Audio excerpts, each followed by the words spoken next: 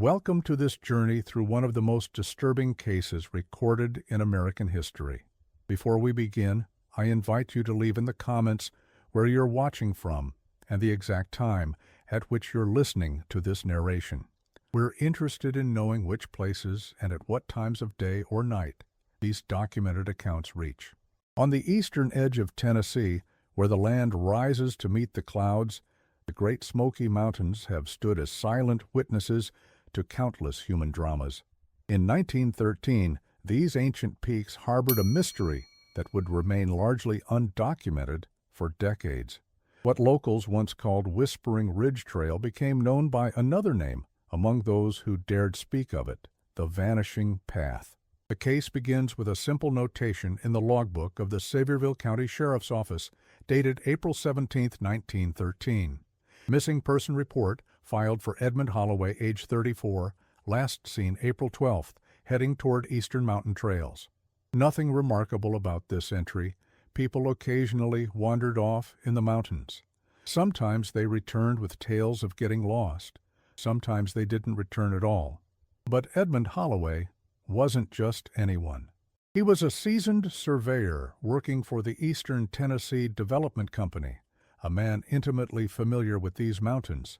According to his colleagues, Holloway had spent over 15 years mapping the most treacherous terrain in the Appalachians. His reputation among the company's leadership was impeccable, described in personnel records as methodical, precise, and immune to the superstitions that often plague those working in remote regions. According to recovered journal entries found at his lodging in Gatlinburg, Holloway had been engaged in mapping what he called an unusually level trail through notoriously difficult terrain. His notes describe a path that seemed to defy the mountain's natural contours. The final entry, dated April 11th, reads, "The path makes no sense. It neither follows water nor seeks the path of least resistance. Yet it feels worn, ancient. Tomorrow I'll follow it to its conclusion." What's particularly striking about Holloway's journal is the change in his normally precise handwriting. The final entry shows a marked deterioration, the script becoming increasingly erratic, with certain words pressed so deeply into the paper that they nearly tore through. The word ancient appears to have been written and rewritten several times, as though he struggled to find a more fitting descriptor and failed. Edmund Holloway was never seen again. The Eastern Tennessee Development Company, concerned about the disappearance of their senior surveyor, financed a 3-day search operation. According to company records retrieved during a 1957 archive review, the search team followed Holloway's last known route, but found no trace of the surveyor or the level path he had described. The company's official report concluded that Holloway had likely fallen from one of the many steep ridges in the area, his body lost to the dense undergrowth that blankets the forest floor. What makes this case particularly disturbing is not just Holloway's disappearance, but what followed. According to sheriff's records, between April and November of 1913, 7 more individuals were reported missing in approximately the same area. Each disappeared without trace. Each was described as experienced in mountain travel, and each, according to witnesses, had expressed interest in a peculiar trail that seemed oddly level and easy to traverse. Among the missing was Jacob Turner, a 42-year-old hunting guide who had lived his entire life in the shadow of the Smokies. According to his wife's statement to the sheriff, Turner had returned from a routine expedition in late May with stories of finding a strange path level as a church floor, cutting through some of the roughest country I've ever seen. Turner described the path as feeling wrong somehow, but admitted a powerful curiosity about where it led. He set out on June 3rd to follow it and never returned. Another disappearance involved Marion Wells, a 37-year-old botanist from the University of Tennessee. Wells had been collecting specimens in the eastern Smokies throughout the summer of 1913. Her field notes, recovered from her abandoned camp, describe finding an anomalous ecological corridor, a straight path through the forest where the vegetation on either side appears to be held at bay by some unknown force. Her final entry, dated August 17th, notes, "Following the corridor tomorrow. Expect to find unusual species adaptations at its terminus. The reports might have been forgotten, filed away as unfortunate accidents, if not for Elijah Blackwood, a journalist for the Knoxville Herald. In early 1914, Blackwood began piecing together accounts of the disappearances, initially believing he was investigating a series of murders. What he uncovered was something far more inexplicable. Blackwood's investigation began conventionally enough. According to his personal correspondence, preserved in the Herald's archives, he initially suspected that a transient worker might be responsible for the disappearances. The concentration of missing persons in a specific geographic area suggested human involvement rather than natural accidents. This theory collapsed when Blackwood began interviewing locals familiar with the eastern slopes. Time and again, he encountered descriptions of the mysterious level path. These accounts came not just from friends and family of the missing, but from unrelated sources throughout the region: hunters, trappers, moonshiners, operating illegal stills in the remote hollows. All described encountering a trail that seemed artificially level despite the mountainous terrain. All reported an inexplicable unease while near it, and all who had ventured onto the path reported disorientation and a compelling urge to continue forward. When pressed about the trail's history, tribal elders allegedly told Blackwood that it was a place where the mountain takes what it wants. One elder, identified in Blackwood's notes only as Joseph, described how his grandfather had once followed the path when the mist was thick upon the mountain. According to the story, the grandfather walked for what seemed like hours before realizing the trees around him were not of our world. He turned back and barely escaped, returning to his village 3 days later, despite the path appearing to be less than an hour's walk from the village boundaries. According to Blackwood's notes, which were later found in the Herald's archives in 1962, the mysterious trail had been known to local Cherokee for generations. They called it the path where shadows walk alone and avoided it entirely. Blackwood's investigation led him to interview dozens of locals, both in the small mountain communities and in Gatlinburg proper. Their accounts, while varying in detail, shared unsettling similarities. The trail appeared different to different people. Some described it as invitingly open, others as barely visible, but somehow compelling. Several reported that sound seemed to change while on the path, voices becoming muffled, wind ceasing entirely, birds falling silent. A particularly detailed account came from Elizabeth Corbin, the postmaster's wife in a small settlement near present-day Cosby. According to Blackwood's notes, Mrs. Corbin had been gathering blackberries in August 1913 when she found herself on what appeared to be a man-made path. "It wasn't there when I entered the thicket," she told Blackwood, "but suddenly I was standing on it, smooth as a planed board beneath my feet." Mrs. Corbin described walking the path for what she estimated was 20 minutes before a sudden sense of dread overtook her. The air got heavy, she recalled, hard to breathe, like just before a terrible storm. And I had the distinct feeling that something was coming up the path behind me, though I heard no footsteps. She turned back and, by her account, ran for what seemed like hours before reaching familiar territory, despite having walked only a short distance into the forest originally. Most disturbing were the accounts of those who claimed to have started down the trail but turned back. According to Blackwood's notes, they described a sensation of being watched from all sides and time stretching like pulled taffy. One local guide, Samuel Cooper, told Blackwood, "I've been walking these mountains for 40 years, never felt anything like it. Felt like the whole forest was holding its breath, waiting for something. Walked 20 minutes in, turned around, and it took me 3 hours to get back to where I started. Haven't been back since." Cooper's account included another detail that appears repeatedly in the testimonies Blackwood collected: the mist. According to Cooper and others, the trail seemed most accessible, most real, as several put it, when a heavy mist hung over the mountains. During clear weather, those who had previously encountered the path often couldn't find it again, no matter how carefully they retraced their steps. Blackwood's investigation culminated in a week-long expedition to locate and document the trail in May 1914. He assembled a small team, himself, a photographer named Thomas Wells, a guide called Robert McTeague, and a university geologist, Dr. William Harper. According to the single telegraph sent from Gatlinburg before their departure, they intended to follow the trail completely and discover what lies at its end. The expedition was well equipped by the standards of the time.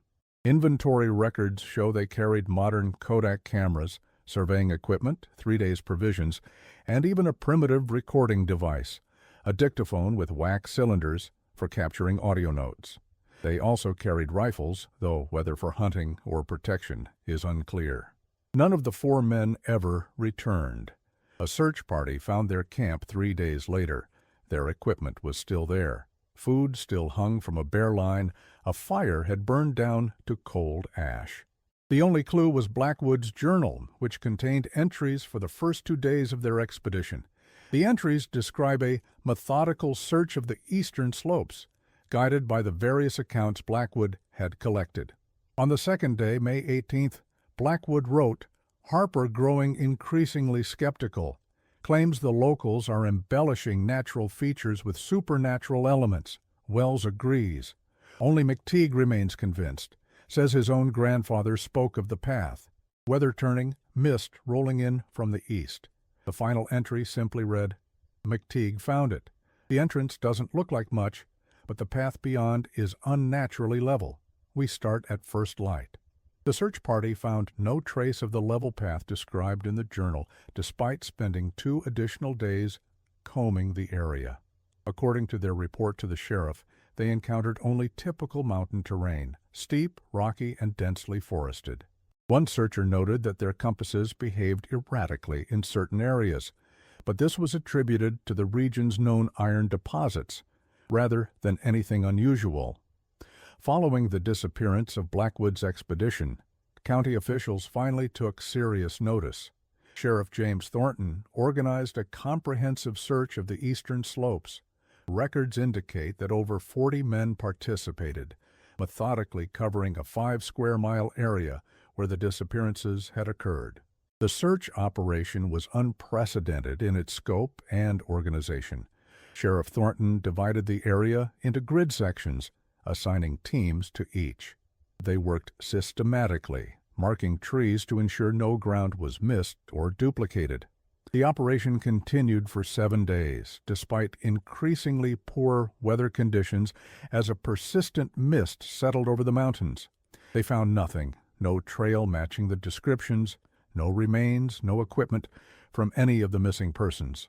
The report, filed June 7, 1914, concludes, "Search terminated due to lack of findings. Case remains open but inactive, pending new evidence." What makes this case particularly peculiar is what happened next. Nothing. According to county records, no further disappearances were reported in that specific area for the remainder of 1914. It was as though whatever had been claiming people had suddenly stopped, or perhaps moved elsewhere. Sheriff Thornton, however, was not satisfied. His personal diaries, discovered during a 1963 courthouse renovation, reveal that he continued to investigate privately long after the official search ended. Entries throughout late 1914 describe his own expeditions to the eastern slopes, always alone, always during periods of heavy mist. A particularly disturbing entry from November 1914 reads, "Found it today, just as they described, a path where no path should be. Perfectly level despite the surrounding terrain. Walked it for perhaps a quarter mile before reason reasserted itself. The silence is the worst part, like being underwater. Turned back, and it took hours to find my way out, though I couldn't have gone more than a few hundred yards. Will not return without better preparation." A subsequent entry, dated 3 weeks later, states simply, "The path is gone. Same location, same conditions, but only normal forest floor. Perhaps it was never there. Perhaps I am going mad." The story might have ended there, forgotten in dusty archives, if not for Harold Findlay, a doctoral student in Appalachian folklore from the University of Tennessee. In 1952, while researching local legends for his dissertation, Findlay stumbled upon Blackwood's articles and the sheriff's reports. Intrigued, he began his own investigation, interviewing elderly residents who might remember the events of 1913.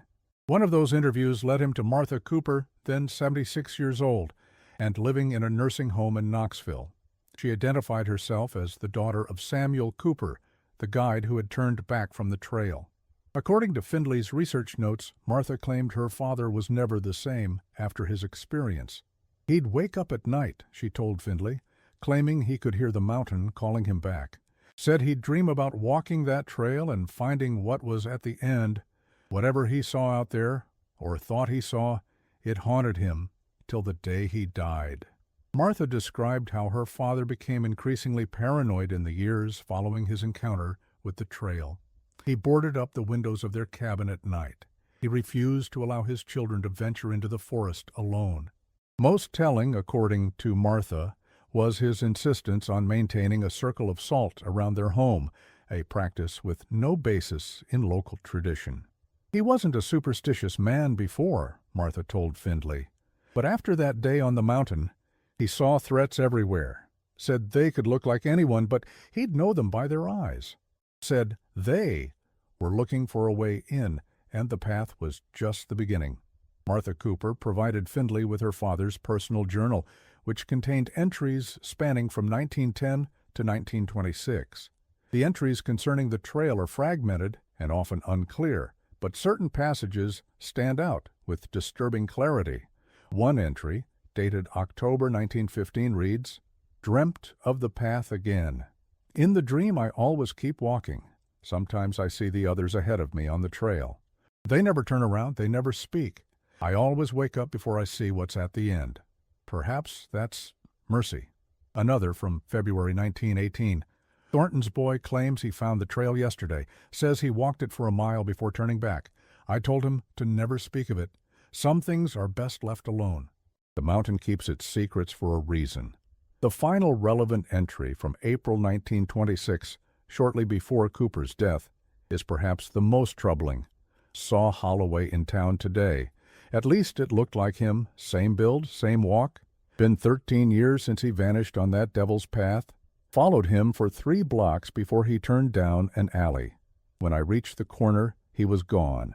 Not just out of sight. Gone, like the alley ended in a solid wall, where there should have been a through passage. It's starting.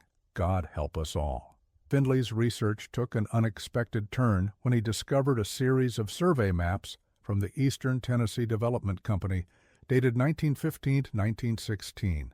These maps, commissioned after Holloway's disappearance, show no evidence of the level trail described in the reports.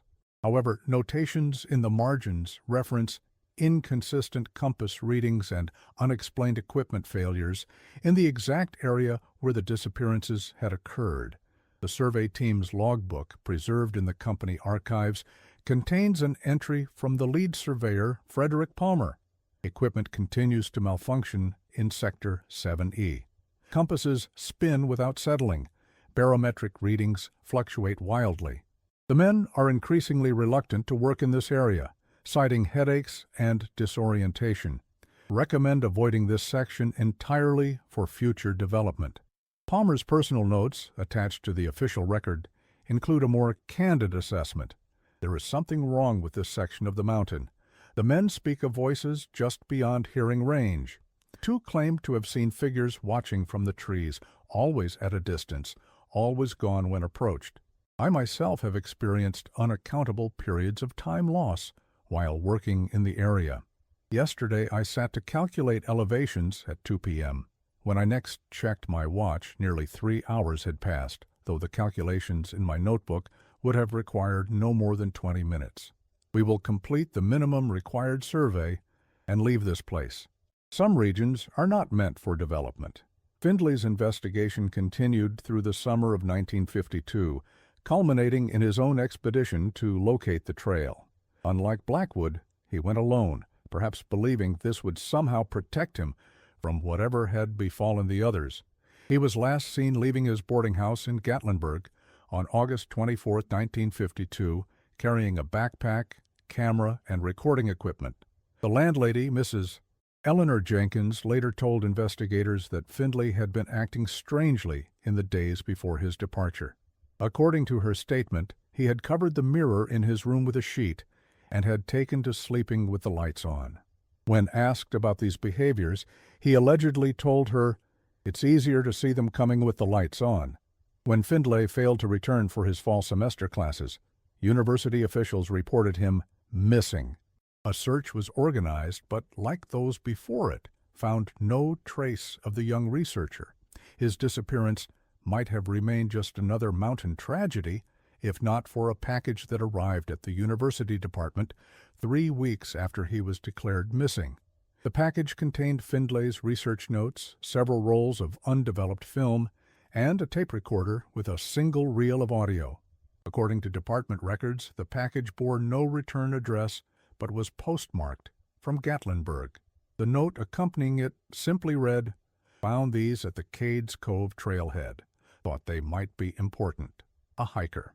The handwriting analysis later conducted by the university determined that the note was not written by Findlay, nor did it match any known samples from his associates or family members. The packaging itself was unremarkable, standard brown paper available at any post office. The only unusual aspect was the postmark, which appeared to have been partially smudged, making the exact date illegible. The audio tape, when played, contained just under 7 minutes of recording. The first 5 minutes captured typical forest sounds: wind through trees, distant bird calls, Findlay's footsteps, and occasional comments about landmarks. Then the quality changes. The background noise dims. Findlay's footsteps become rhythmic, almost hypnotic. At approximately 5 minutes and 20 seconds into the recording, Findlay's voice becomes noticeably different, slower, more measured, as though he were in a trance state. He describes the path beneath his feet as unnaturally smooth and notes that the forest around him seems older, deeper somehow. His final recorded words are, "The path levels out here, just like the accounts described. It's remarkable how flat it is, given the terrain. The trees seem different, too. Older. The light doesn't... Wait, there's something ahead. I can see... I think someone's there. Hello? Hello? Can you... The recording ends abruptly. Technical analysis conducted by the university's audio department found no evidence of tampering or editing. The sudden end appeared to be the result of either the recorder being switched off or, more likely, a mechanical failure. What's particularly notable is that in the final seconds, just before Findlay's voice cuts out, there is what the technicians described as an anomalous acoustic signature, a sound that doesn't match any known forest animal or natural phenomenon. When amplified and isolated, it resembles human speech, but at a pitch and cadence that defies normal vocal patterns. The photographs, when developed, showed typical mountain scenes, dense forest, rocky outcroppings, a panoramic view of the valley. The final 3 exposures, however, were completely black, as though taken in total darkness. Technical analysis later revealed that the film had indeed been exposed. There simply hadn't been any light to capture. More disturbing was what appeared on the 4th-to-last frame. The photograph shows what should be a normal forest scene, but at the edge of the frame, partially obscured by foliage, is what appears to be a human figure. The image is blurry, possibly due to movement during exposure, but certain details are discernible. The figure is tall, thin, and seems to be wearing outdated clothing similar to what would have been common in the early 1900s. Its face is not visible, turned away from the camera at the moment of exposure. University officials concerned about the implications of Findlay's disappearance and the unsettling nature of his final recordings contacted the National Park Service, which had jurisdiction over the area by this time. According to internal memos, the Park Service conducted its own brief investigation, but found no evidence to warrant further action. Findlay's disappearance was officially attributed to misadventure in wilderness terrain, a common designation for hikers who vanished in the park. Following Findlay's disappearance, the university shelved his research. His dissertation, nearly complete at the time of his disappearance, was archived without defense. According to department records, his advisor recommended that this particular avenue of local folklore research be discouraged due to its apparent dangers. For several years, the story of the Vanishing Trail faded from local memory. Then, in the spring of 1958, a surveying team working for the newly established Great Smoky Mountains National Park reported unusual findings in what would have been the same area as the previous disappearances. The team, led by senior surveyor Thomas Grayson, was mapping potential hiking trails when they encountered what their report describes as an anomalous geographical feature.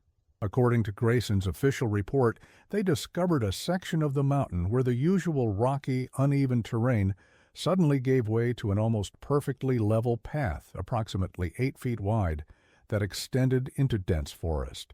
Grayson, unaware of the area's history, noted in his report that the path seemed artificially constructed, yet showing no signs of modern tools or techniques.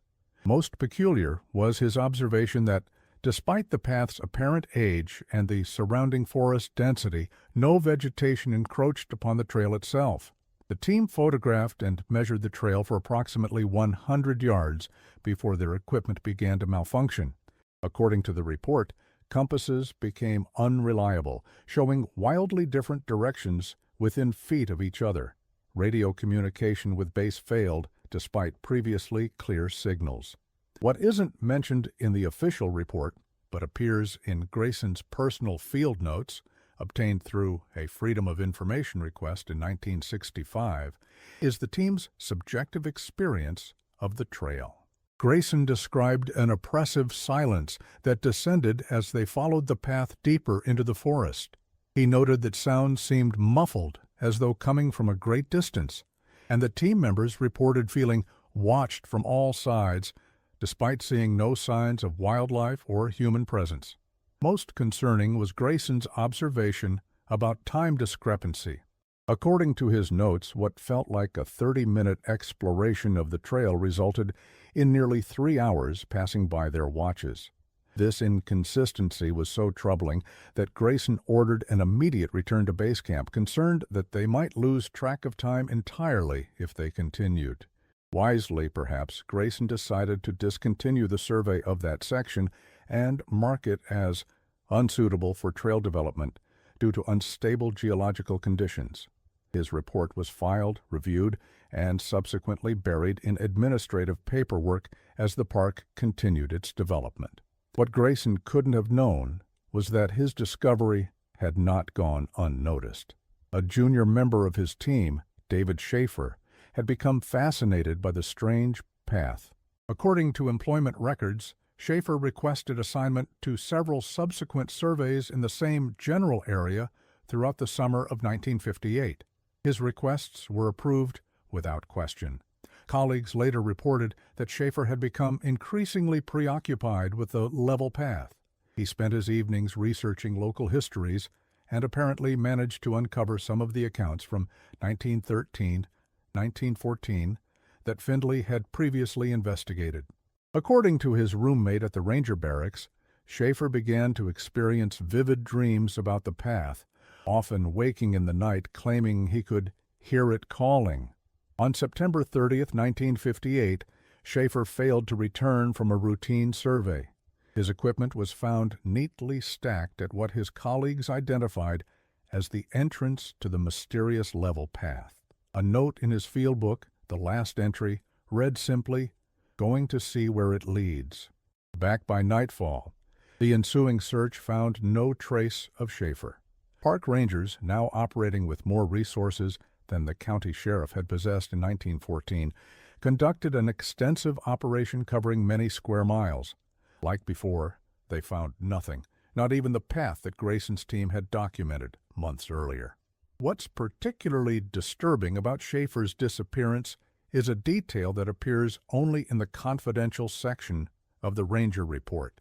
According to two members of the search team, they briefly located what appeared to be the level path described in previous accounts. Following it for approximately 50 yards, they reported experiencing extreme temporal disorientation and turned back. When they attempted to return to the same location with additional personnel, the path was no longer visible, replaced by typical forest terrain. The official report concluded that Schaefer had likely become disoriented and fallen from one of the many cliffs in the area. His body, they reasoned, would eventually be found by hikers or wildlife. It never was. What followed was perhaps the most disturbing chapter in this story. In October 1958, following Schaefer's disappearance, park rangers began receiving unusual reports from hikers in the eastern section of the park. Visitors described encountering a strange man on remote trails who would watch them silently from a distance before disappearing into the forest. According to ranger logs, at least 7 separate groups reported these encounters. The descriptions were consistent: a thin man in what appeared to be outdated clothing, who never spoke, but would sometimes gesture for hikers to follow him toward the denser parts of the forest. None did. One report, filed by a family from Ohio on October 12th, described encountering the figure near a stream crossing. According to their statement, the man stood on the opposite bank, watching them for several minutes. When the father called out to ask if he needed assistance, the figure merely raised an arm and pointed deeper into the forest before turning and walking away. The family reported that although the stranger walked into dense undergrowth, they never saw branches move or heard the sounds of passage. Another report, filed October 20th, came from 2 experienced backpackers who claimed to have photographed the figure at a distance. They submitted the photograph with their report, but according to ranger notes, the image showed only an indistinct human-shaped shadow at the forest edge. The photograph has since been lost from park records. The reports culminated in a bizarre incident on October 28, 1958. A family hiking near Newfound Gap encountered what they described as a gaunt, hollow-eyed man who approached them directly. According to their statement to rangers, the man spoke just 4 words: "Don't take the path," before turning and walking into a thicket that would have been impassable to most hikers. The father, concerned about the man's mental state, followed for a short distance but quickly lost sight of him. When rangers investigated the area the following day, they found no footprints or signs of passage beyond where the father had stopped. What makes this encounter particularly significant is the description of the man. According to the family's statement, he wore what appeared to be old-fashioned surveyor's clothes and carried what looked like an antique compass on a chain. This description matches almost exactly what Edmund Holloway would have been wearing during his final expedition in 1913. By November, the sightings had ceased. Park officials, attributing the reports to heightened imagination following news of Schaefer's disappearance, eventually closed the investigation. The eastern section remained open to hikers, though rangers were instructed to be particularly vigilant about visitors wandering off established trails. The story of the Vanishing Trail might have remained nothing more than local legend, if not for Dr. Rebecca Lawrence, an anthropologist specializing in Appalachian folklore, who began researching the case in 1967. Unlike her predecessors, Lawrence approached the mystery not as something to solve by direct exploration, but as a cultural phenomenon to be understood through historical and anthropological analysis. Lawrence's methodology was rigorously academic. She began by compiling all available documentation related to the disappearances and reported trail sightings from 1913 to the present. She then cross-referenced these accounts with Cherokee oral histories, early settler records, and even geological surveys of the area. Her goal was to identify patterns that might explain the persistence of what appeared to be a shared delusion or mass hallucination. Lawrence's research, published in the Journal of Appalachian Studies in 1968, connected the modern disappearances with Cherokee legends dating back centuries. According to her findings, the area had been considered sacred and dangerous long before European settlement. Translations of Cherokee oral histories described a place where The barrier between worlds grows thin, and those who walk the shadow path may find themselves unable to return. More telling was Lawrence's discovery that the Cherokee had specific taboos against creating any permanent path in that area of the mountains, believing that to do so would open a door that should remain closed. Lawrence also uncovered evidence that early settlers had their own superstitions about the area. Church records from a small community that had existed briefly near present-day Cosby contained multiple references to the Devil's Trail, and warned parishioners to avoid the eastern slopes where many have walked out but none have walked back. What Lawrence found particularly significant was the temporal pattern of the reported sightings and disappearances. By meticulously tracking weather data against the dates of the known disappearances, she found that each had occurred during periods of unusual atmospheric conditions, specifically when a heavy mist had settled over the mountains for 3 or more consecutive days. These mists, common in the Smokies, which indeed derived their name from the natural phenomenon, create disorienting conditions under normal circumstances. In her paper, Lawrence theorized that the combination of terrain, mist, and the psychological impact of local legends could create conditions where hikers might become confused, follow what appeared to be a path, and subsequently fall victim to the dangerous landscape. Lawrence's rational explanation extended to the reported time distortions as well. She cited psychological studies showing that individuals under stress in wilderness settings often experience subjective time dilation, minutes feeling like hours, or vice versa. The disorientation caused by heavy mist, combined with the anxiety produced by being potentially lost, could easily account for the reported temporal anomalies. It was a rational explanation for an irrational series of events. The academic community accepted Lawrence's research as a comprehensive explanation of the disappearances. The Vanishing Trail became categorized as a fascinating example of how environmental conditions and folklore could intersect to create a persistent local legend. Case closed, or so it seemed. In November 1968, following the publication of her paper, Lawrence received a package containing a single item, a journal, its leather cover weathered and cracked with age. The accompanying note, written in shaky handwriting, read, "My grandfather was Edmund Holloway. He wanted someone to have this if he didn't return. Now it should be yours. The answers aren't what you think." The journal was indeed Holloway's, containing entries that predated his final expedition. The early pages contained what one would expect from a surveyor, detailed notes on terrain, landmarks, and potential development sites. But the entries from March 1913, approximately 1 month before his disappearance, took a disturbing turn. Holloway described hearing stories about the level path from local guides. Unlike other researchers who came after him, he didn't stumble upon the trail by accident. He had been actively searching for it. His journal revealed an obsession with finding what he called the Architect's Road, a term that appeared nowhere else in any of the historical records.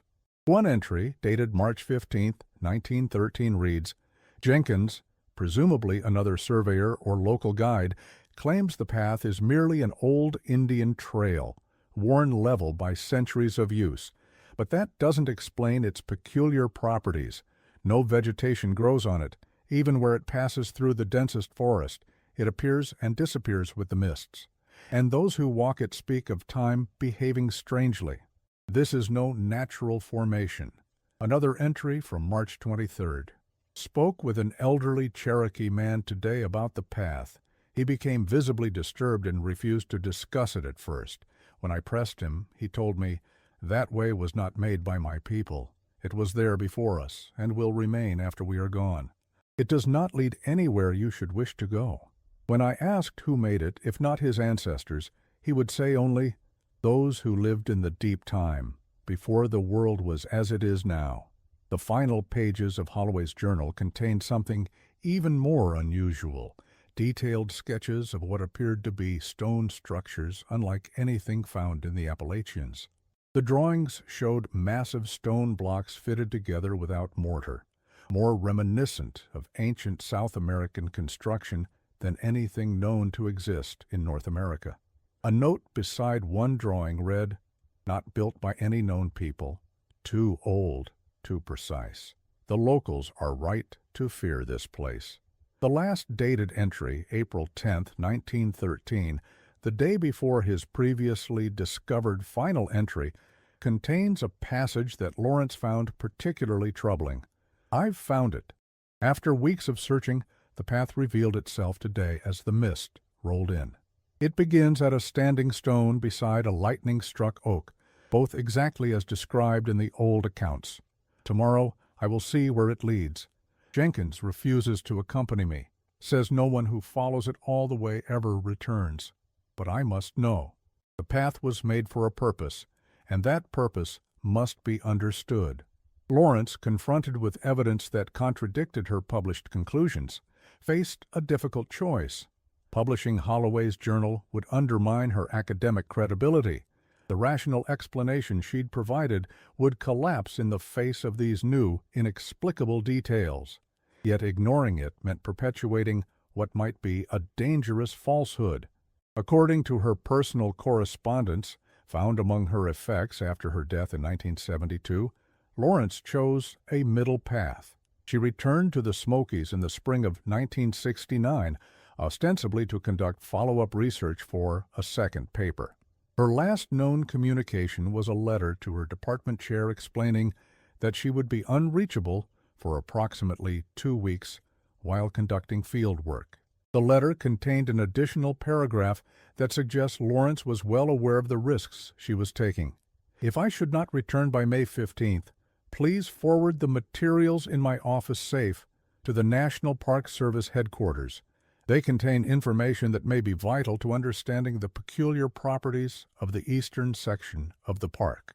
I do not anticipate difficulties, but in light of previous incidents, prudence suggests this precaution." Rebecca Lawrence never returned from the Smoky Mountains. Unlike the previous disappearances, hers generated significant attention due to her academic standing. The search operation was the largest in the park's history to that point, involving not only rangers but also FBI agents, due to the possibility of foul play. The investigation uncovered Lawrence's research materials in her cabin rental in Townsend, including copies of all the historical documents related to the Vanishing Trail. Most notably, they found her own detailed maps, where she had attempted to triangulate the exact location of the trail based on all previous reports.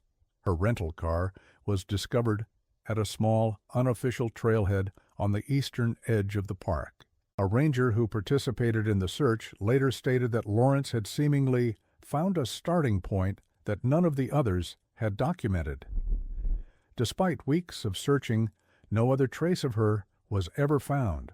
What investigators didn't immediately disclose to the public was what they found in Lawrence's vehicle, a tape recorder containing a partially recorded message.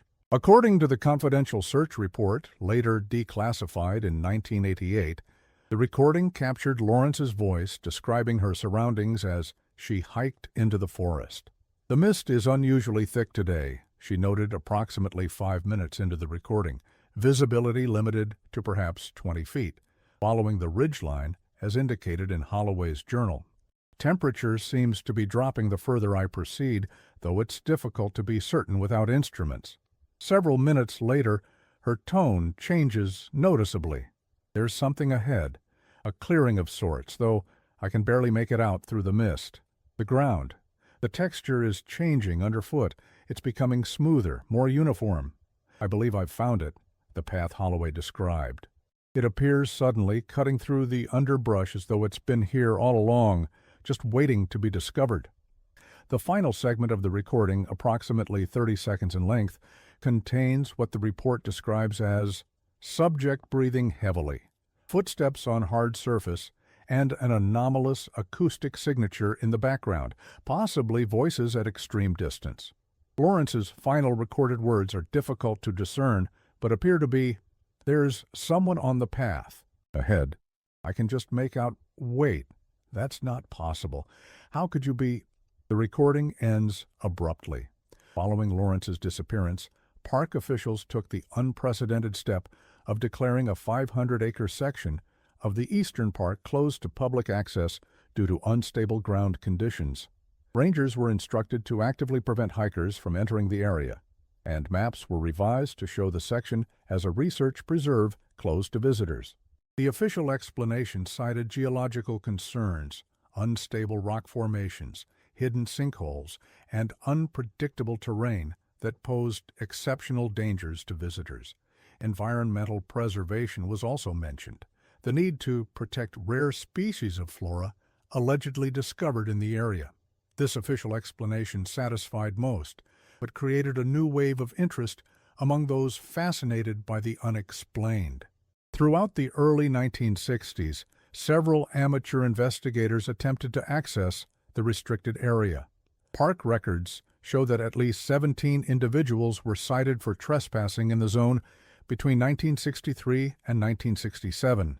All were safely escorted back to public areas. Then, in October 1968, 3 students from the University of Tennessee vanished during an overnight camping trip in the park. Their campsite was found intact just outside the restricted area. According to the ranger report, it appeared they had ventured into the zone during the night, leaving their equipment behind.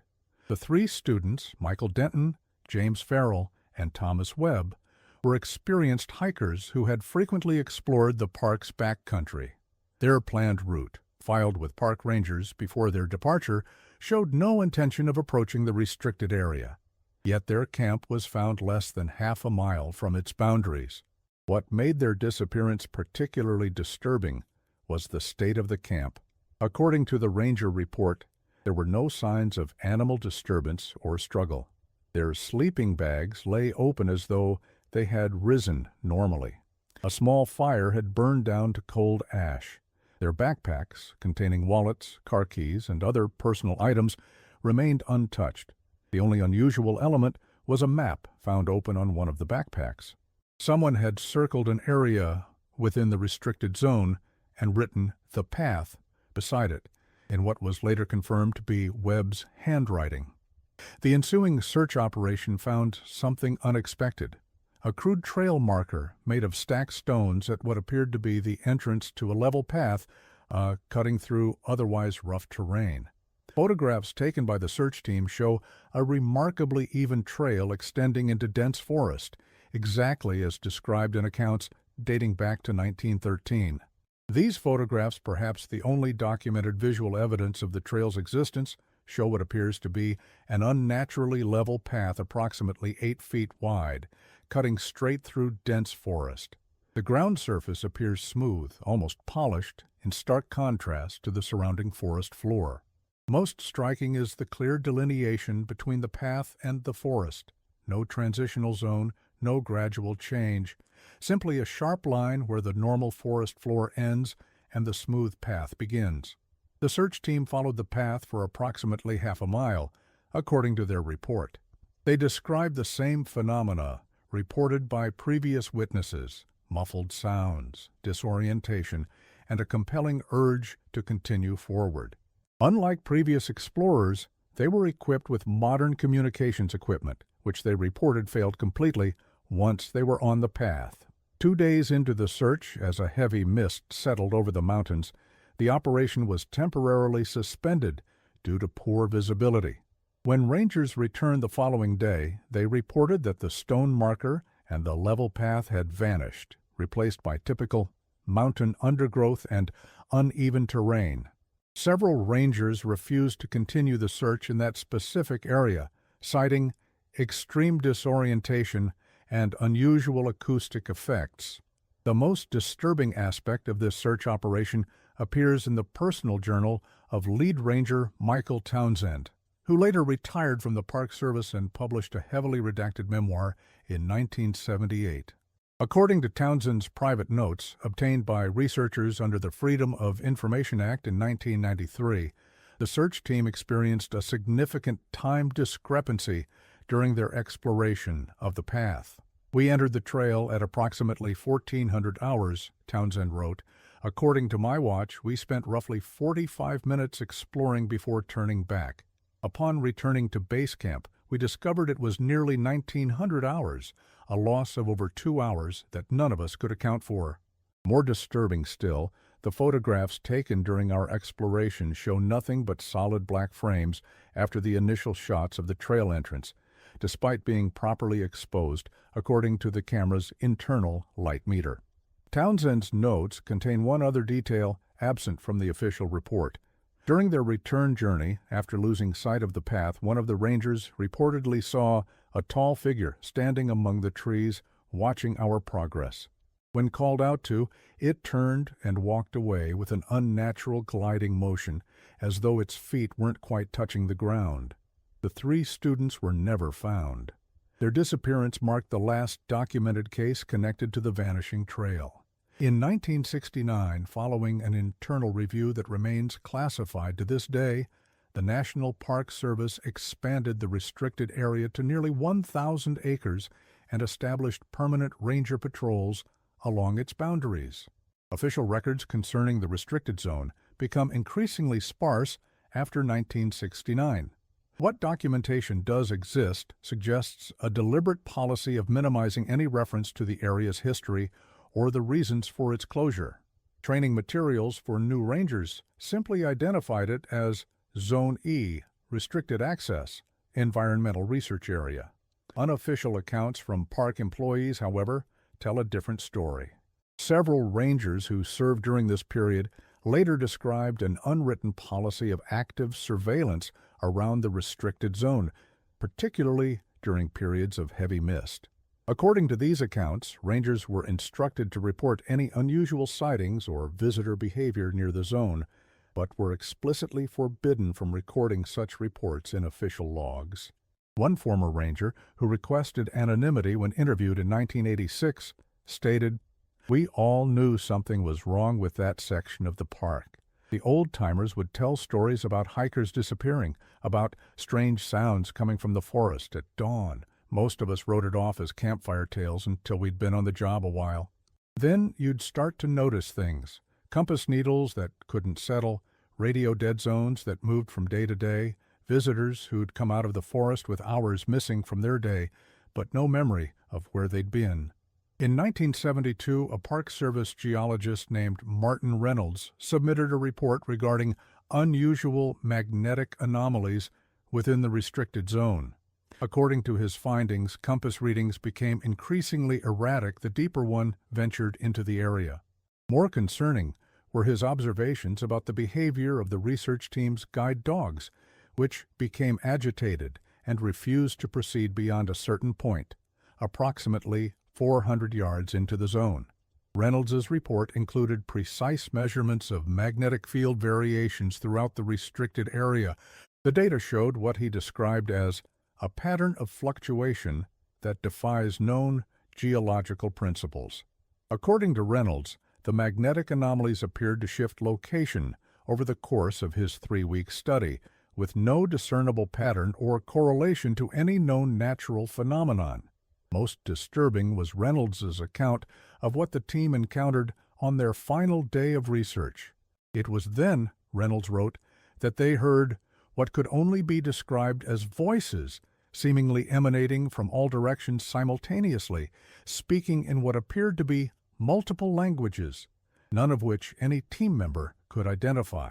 The report concludes with Reynolds's recommendation that no permanent structures or trails be developed within Zone E due to unstable geomagnetic conditions that could interfere with navigation equipment. The report was accepted, and Reynolds was subsequently transferred to Yellowstone National Park. According to his report, as they were preparing to leave, a heavy mist descended rapidly over their position. Within minutes, visibility dropped to less than 10 feet. According to colleagues, he rarely spoke of his work in the Smokies. What's particularly notable about Reynolds's transfer is the speed with which it occurred. Personnel records show he was reassigned to Yellowstone less than 48 hours after submitting his report, an unusually rapid administrative action for the federal government. His research materials, including field notes, recordings, and sample collections, were allegedly lost during the transfer, though several colleagues later claimed they had been deliberately confiscated by park administration. The final documented connection to the Vanishing Trail comes from an unexpected source. In 1966, during renovations to the old Sevierville County Courthouse, workers discovered a sealed metal box hidden within a wall cavity. The box contained various documents dating from 1915 to 1920, including a sealed letter addressed to future inhabitants of these mountains. The letter, written by Sheriff James Thornton in 1915, contains the following passage: "I write this account knowing it may not be believed, but truth demands witness." Following the disappearances of 1913 to 1914, I conducted my own private investigation after the official search was abandoned. What I discovered defies explanation, but I report it faithfully. The trail exists. I have walked it myself. It appears and vanishes with the mists, but always in the same general location. Those who travel it seem compelled to continue forward, as though drawn by some force. I followed it for what I estimate was half a mile before reason overtook compulsion, and I turned back.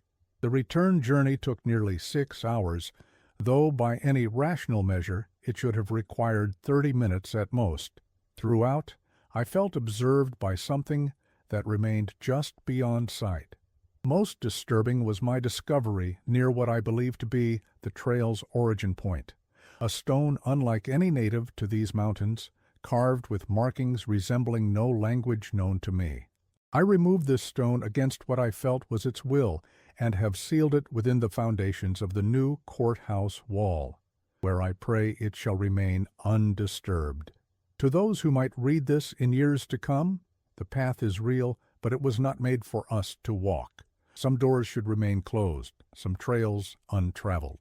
The letter continues with a detailed description of the stone Thornton had discovered. According to his account, it was roughly cylindrical, approximately 18 inches in length and 6 inches in diameter. Its composition resembles obsidian, though unlike any I have seen, it seems to absorb light rather than reflect it. The markings upon it are precise, as though cut by machine rather than hand, yet show signs of extreme age. Most disturbing is Thornton's description of the stone's peculiar properties. When held, it creates a sensation of cold far beyond its actual temperature. On 2 occasions, I observed it to move slightly of its own accord when left unattended. Most unsettling of all, I have twice awakened to find myself reaching for it in my sleep, though I cannot recall any dreams directing me to do so. County records confirm that the courthouse did indeed undergo foundation repairs in 1914-1915, following damage from a minor earthquake. What became of the stone mentioned in Thornton's letter remains unknown. During the 1966 renovation, no such artifact was reported found. However, renovation records indicate that one section of the foundation wall, corresponding to where Thornton claimed to have sealed the stone, was found to have been previously disturbed. According to the contractor's notes, this section showed evidence of having been opened and resealed at some point prior to the 1966 renovation. Whatever had been placed there was long gone. Following the discovery of Thornton's letter, county officials considered reopening the investigation into the disappearances. However, by this time, jurisdiction had passed to the National Park Service, which showed little interest in pursuing historical cases with no new evidence.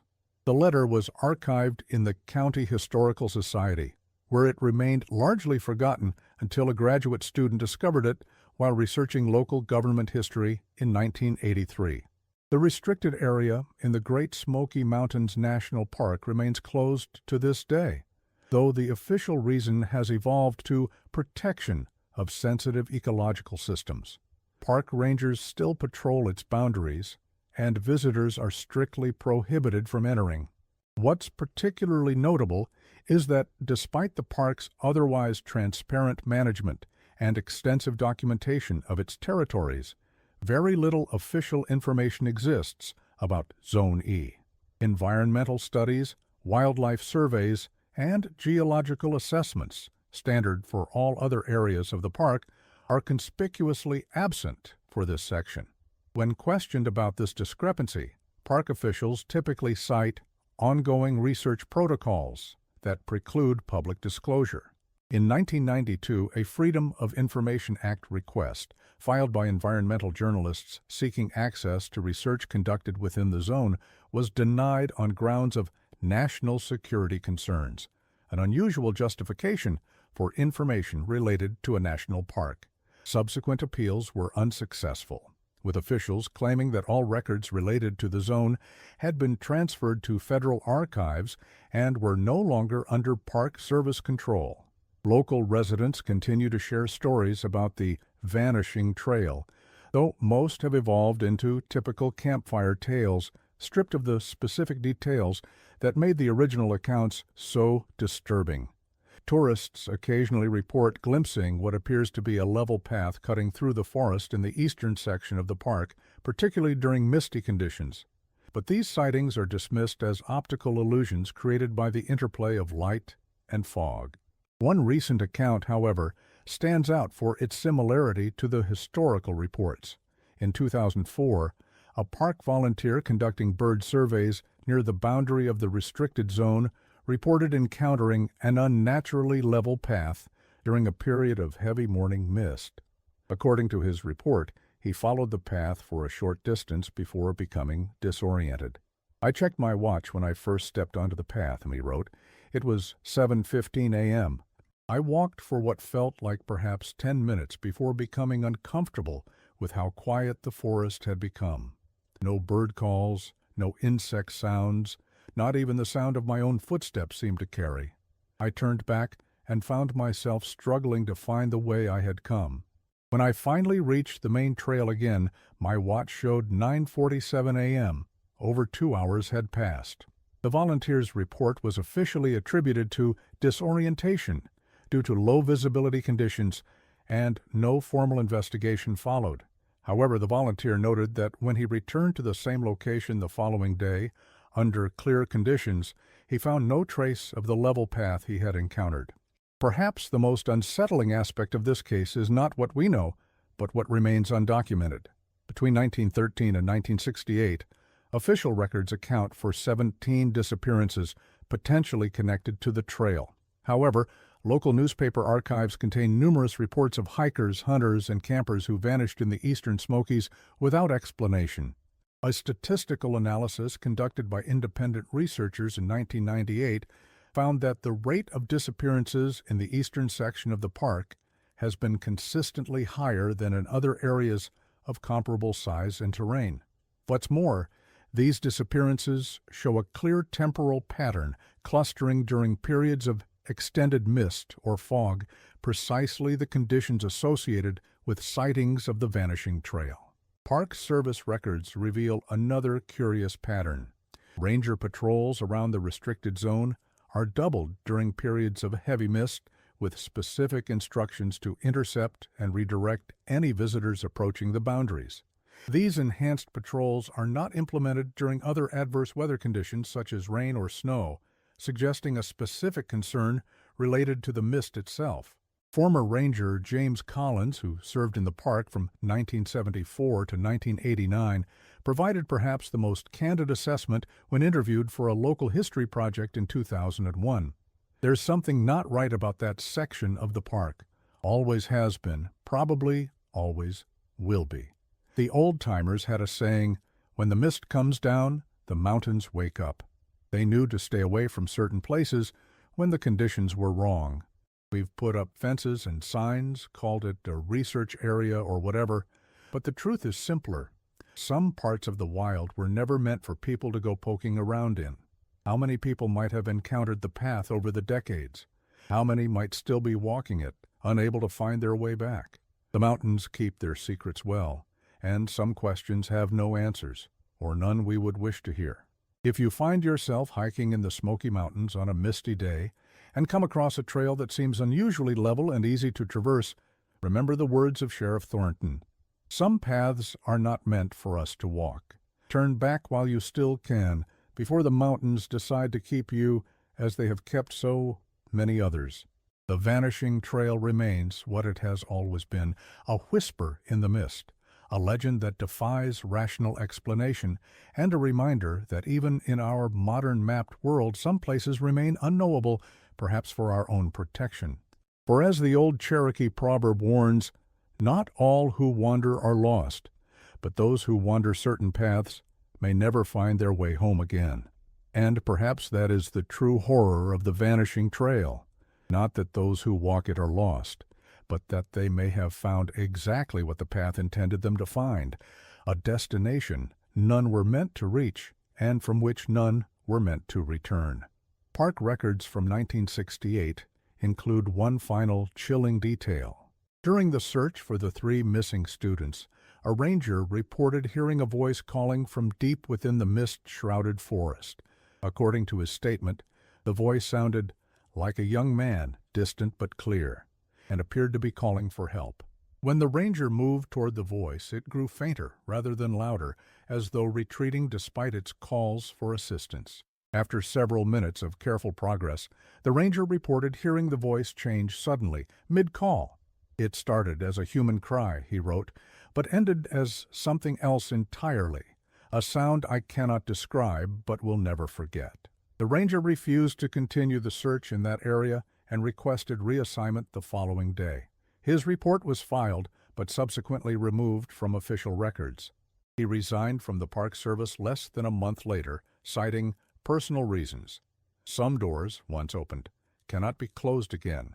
Some paths, once revealed, continue to call to those who might walk them, and some mysteries, no matter how thoroughly investigated, remain mysteries still, perhaps in the end, for our own protection.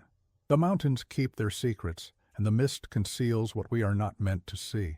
The Vanishing Trail waits, patient and unchanging, for those who might stumble upon it, or perhaps for those it has chosen to welcome onto its perfectly level surface, leading away into the unknown.